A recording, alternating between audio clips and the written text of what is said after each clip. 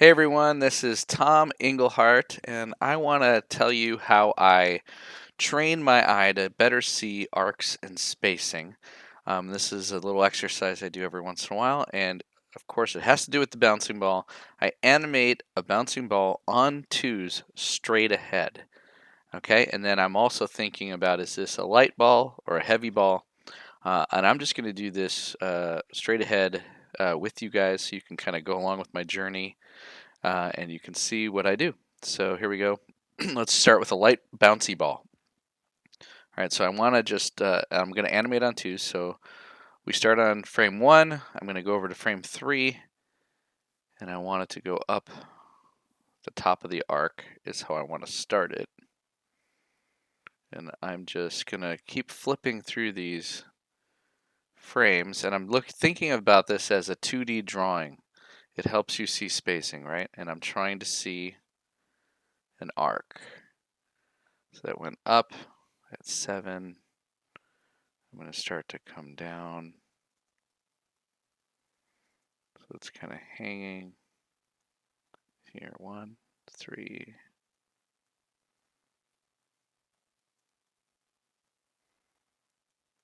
Trying to find that arc.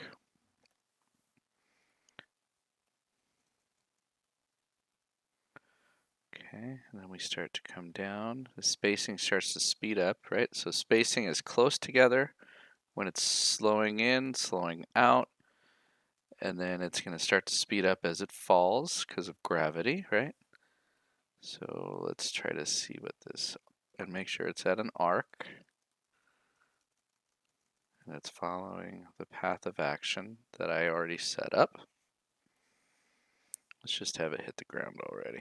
Let's see what that looks like.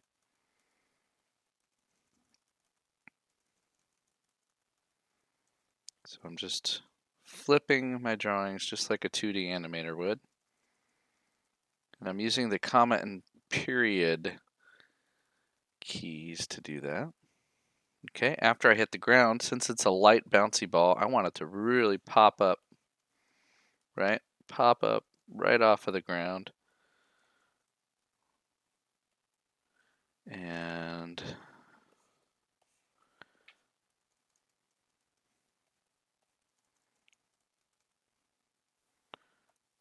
then I'm going to start to slow into the arc at the top.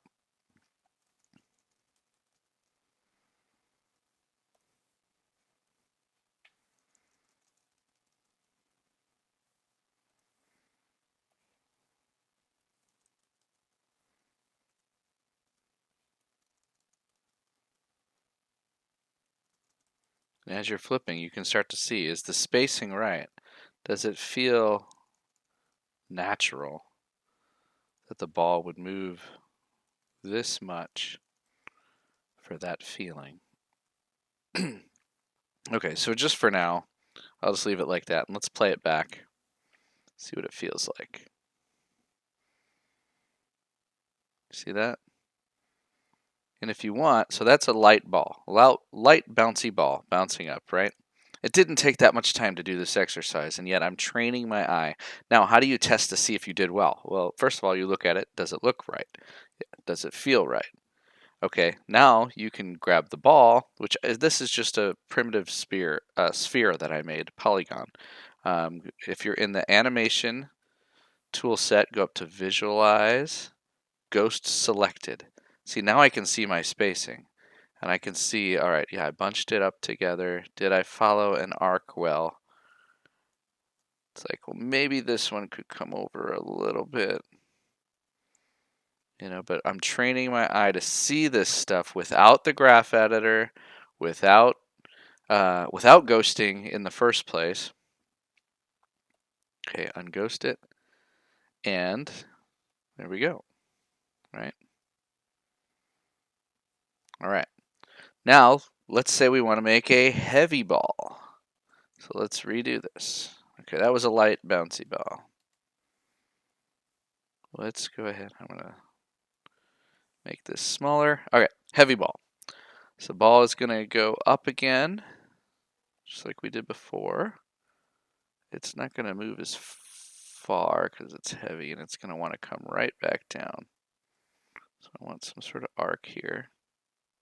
Oops. Moved the wrong one.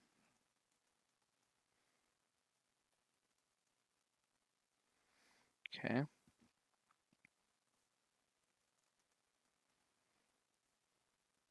Some of it's just trial and error until you figure it out. Right? You're really feeling this. So now I'm actually going, the reason why I'm doing straight ahead and on twos is because I'm feeling what it's like to be the ball. I know it sounds cheesy, but it's true. I'm going along on the journey with the ball, right? Now it's heavy, and what I know about heavy things is they won't move as much of an arc as a light ball, right? So as it starts to pick up speed, it's going to pick up speed quickly, and it'll fall more straight, not completely straight, depending on the trajectory that you threw the ball at, but it's going to be more straight than a light bouncy ball because it's falling quickly.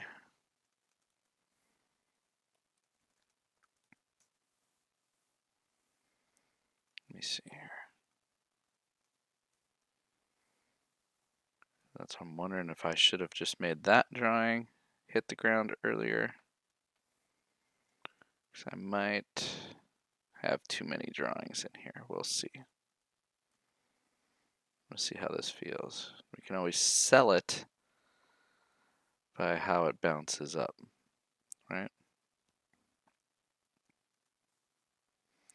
So I know it's probably just gonna, it takes a while for it to, since it's heavy, it takes a while for it to come up. And then it's gonna fall hard again. So I'll just have it hit the ground. And then I'm thinking about how far forward it's moving.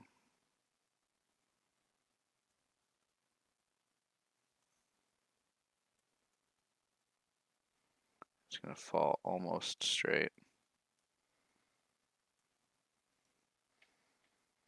And then I'm just gonna go up a little bit and over just a little bit. Back down on the ground. Maybe just do this a couple times.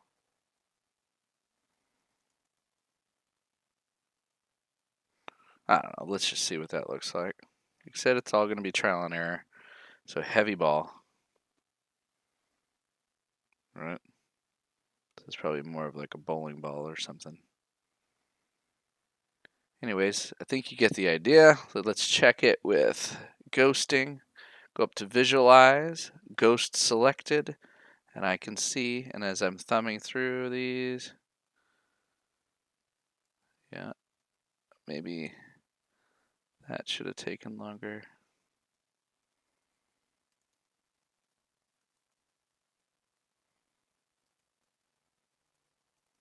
Anyways, and then you just kind of adjust it, make sure you get the right arc. This one probably could have come out a little further before it straightens out.